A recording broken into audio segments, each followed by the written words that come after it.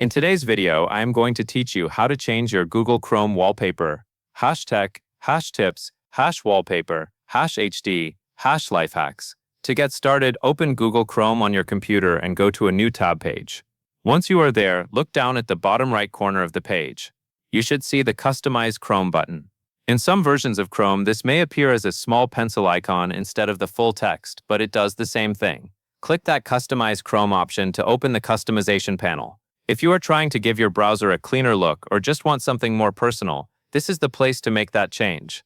After the panel opens, click Change Theme. Depending on your version of the browser, you may see different theme or background choices. These can include simple colors, scenic images, artwork, or other preset wallpaper collections. Choose the option that best matches the style you want for your browser.